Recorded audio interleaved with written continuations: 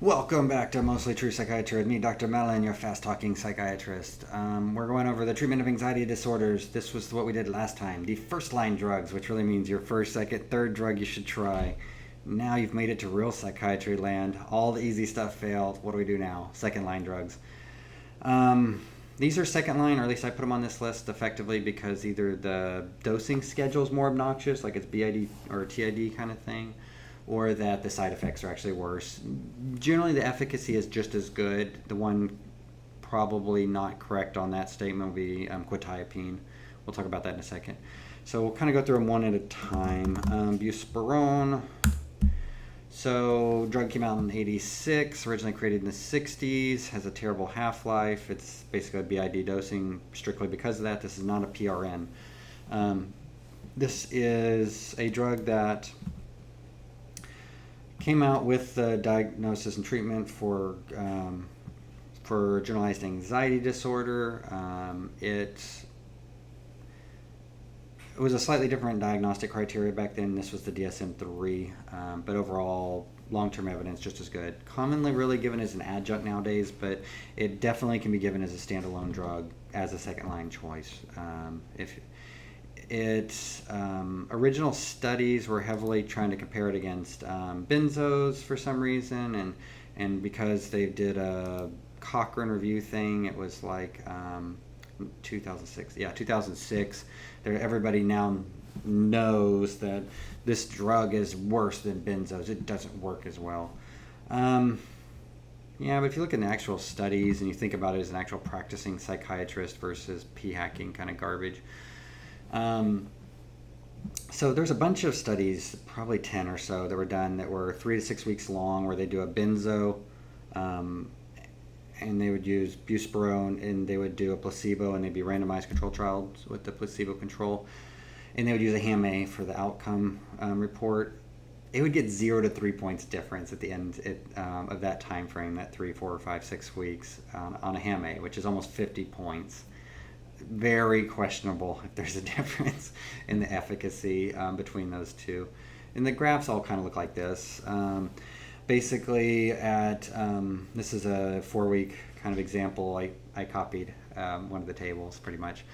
You have a HAM-A scores on your left to show that they're anxious, and time passes on the bottom axis there. It's a 2 and a 4 week setup, where 4 week is where my graph ends. Orange, they all start about the same level of anxiety. The orange shows that people, if you give them a lot of attention, anxiety gets a little better as per self-report.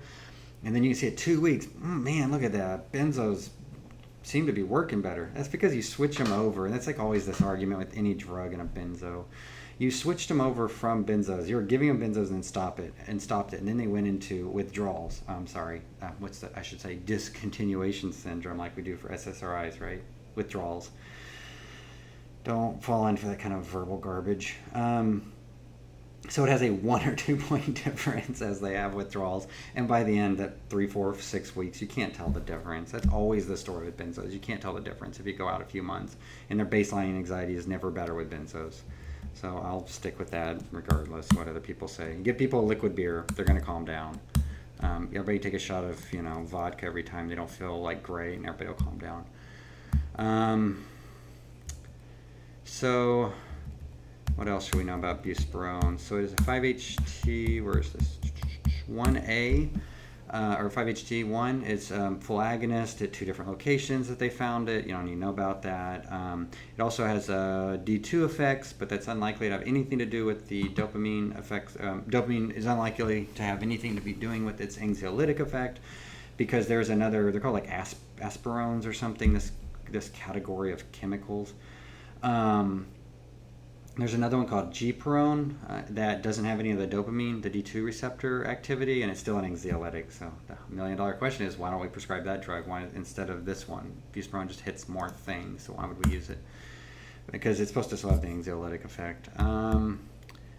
Nothing really terrible about it. There's like pooled data for side effects. It's basically a little bit of dizziness, headache, lightheadedness, which I think if you feed people a rock, you're going to get those kind of side effects to pop out. So it's pretty good. I wouldn't be particularly scared about it, what it does. So GAD second line. All right. So that's a drug you start it if 7.5 milligrams twice a day, there's a tab for it. Then you go to 15 milligrams, then you go to 30. That's totally reasonable. This can be a standalone drug, doesn't have to be as an add-on, although commonly this is just like an adjunct medication as I see people actually prescribing it. A quote-unquote good patient should be bipolar mood disorder type 2. It's supposed to be a bad drug if they've been on benzos, which I just argued I don't think is correct under any. I think everything is, quote, a bad drug versus benzos if they're withdrawing. Why does it suck? BID dosing. We're going to do 3 of the SSRIs now. I'm going to talk about the prescribing real quick for the doses, and then we'll go into the drug. There's so sertraline and fluoxetine are second line for anxiety disorders because they're quote-unquote activating, which, in case you didn't watch my last video, I'll give you a briefer version. This is a weird made-up term that psychiatrists use super loosely and is garbage as far as I can tell.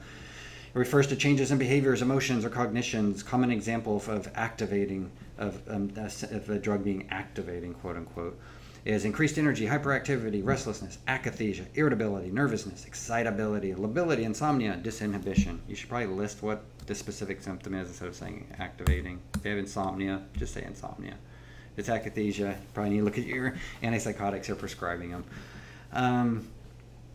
Fluoxetine and sertraline is supposed to be activating.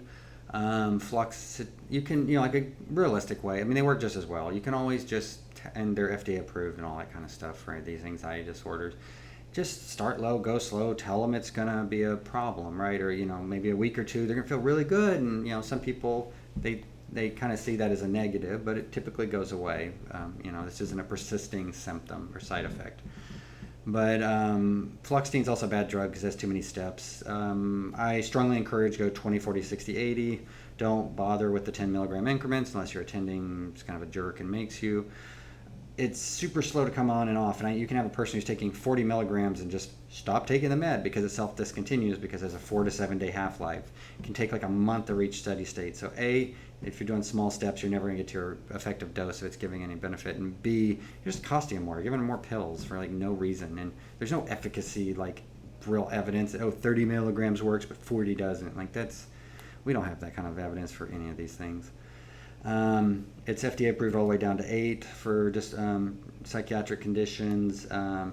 It's supposed to be bad for old people because the anticholinergic effect primarily. It's kind of a messy drug, so it's bad. For sertraline, it's a drug that it has a sigma-1 binding a little bit, which fluvoxamine has a lot of sigma-1 binding, which kind of makes them different. If they've been on one before, an SSRI, you can just start at 50 milligrams. If not, you go 20, 50, or 25 for 2 days, 3 days, whatever, and then go 50, 100, 150, 200. You're doing 50 milligram jumps. All the way up to 200. Its GI problems are kind of an issue. Fluvoxamine is probably one that you're never have prescribed or less likely to prescribe, to be honest. So I'm going to say 1 or 2 things off this and we'll go over. So for prescribing, basically the idea is you start at 50 milligrams, they take it for like a week, and then even if they're outpatient, they go ahead and go to 100 milligrams because there's no efficacy before 100 milligrams. It goes from 100 to 350 milligram increments. And it also has to be split dosing because as the dose gets bigger, people tend to be more sedated and maybe GI effects. So we typically give the larger dose at night on a split. So maybe you go up to 100 at night, and then you go 50 and 100, 100, 100, 100, 150, that kind of thing. Keep bouncing back and forth. So let's talk about, for fluoxetine, just routine, I guess the side effects for those, just SSRIs, sertraline, fluoxetine, routine side effects for SSRIs. Let's go to fluvoxamine now, though, so it came out in 94, got FDA approval. It was the first non-TCA drug to get FDA approved for OCD, which is kind of cool. Its half-life is crap. It's like 15 hours. That's why it's a twice-a-day dosing, and the side effects are a problem, so you have to split it. It's basically just SSRI side effects plus the GI stuff. Its mechanism of action, I'll spend a couple seconds here. So it's an SSRI plus sigma-1, which really sertraline it also has a sigma-1, just not as much. The idea here is that for unknown reasons, research doesn't support why, Sigma-1 is believed to have anti-anxiety effects, and some studies, I think it's doubtful, have said it also has, quote, antipsychotic properties. I think that's highly debatable, unlikely to be true. There's lots of stuff that one study came out when a new drug comes out and people just remember it or keep reporting it like it's true, even though it's definitely not. What else do we have here? I think that's about it. So fluvoxamine, the thing to know about it, I guess in addition, it doesn't work for depression, even though it's an SSRI, which is kind of interesting, right? So 2 more drugs on our list, and we got about 3 minutes or so. Quetiapine and pregabalin. So pregabalin is a drug that it says GABA in it, which makes you think gabapentin, but it's actually a calcium, voltage-sensitive calcium channel, kind of a modulator there. It doesn't do anything to do with GABA. It can be used for generalized anxiety disorder. It's a great drug as an adjunct. Could be used on its own, probably better as an adjunct. You basically start at 150 milligrams, and then you can go up to like 150 milligram increments. It helps for people with diabetic polyneuropathy, kind of the nerve pain issues. It's abusable, so substance use disorder folks can't get it. If they have a substance use disorder history, you probably can't give it in your state because it's part of the DEA checks. But it actually has good evidence that it works as well as the other benzos, so which is pretty cool. Seroquel, quetiapine, this actually has terrible evidence.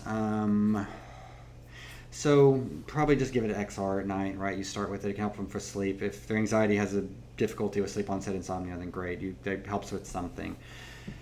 People go as high as 300 milligrams. I think that's dumb. Basically, you're just going to make people fat and tired as you bring it up, and which is unlikely to help with their anxiety if they're always worried about what they look like after that. Probably worse than their depression. Fun fact, it's actually almost a first-line treatment, I would say, for geriatric patients as a monotherapy for major depressive disorder. According to the studies, if you give XR at 50 milligrams or 250 milligrams, it helps for generalized anxiety disorder, but not at the other doses, which to me means it's probably p-hacking and garbage. Probably helps with sleep, so that's something.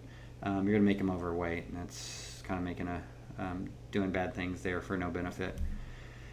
Alrighty, so I will put a link to this a Google Doc with this on below here, so you can print it out, keep it on your computer, whatever. Next, I'm going to go into I think the next video I'm going to start working on are going to be the drugs that use PRN and kind of the logic there. And I may or may not sometime in the future start making videos that are individual drugs, just like 1 or 2 minutes on a drug, and just go through a bunch of the most commonly prescribed ones and see if that's helpful. Let me know down below if that's something you'd be interested in me doing. All right, until next time, it's been me, Dr. Mellon with Mostly True Psychiatry.